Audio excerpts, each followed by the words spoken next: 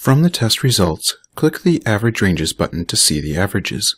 The Average Ranges screen shows the person's height, weight, and all of the calculated values and their percentages where appropriate, and how they compare against the typical American of the same gender and 10-year age range. Since John is 34 years old, the average ranges shown are for American men aged 30 to 39. We have all of the values and percentages that were on the Test Results tab. For example, you can see intracellular water represented as percentages of weight, fat-free mass, and total body water. Here we have something interesting to think about.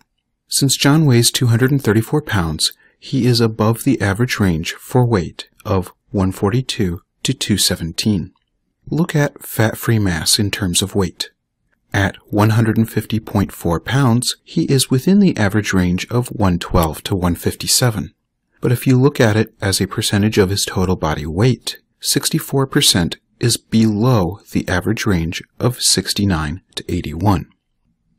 The key here is that John is heavier than the average man in his 30s. So, while he may have a typical amount of fat-free mass in his body, since he is heavier, that typical amount actually represents a smaller portion of his body. When you are comparing a person against someone else, or a reference, it is probably best to look at the percentages.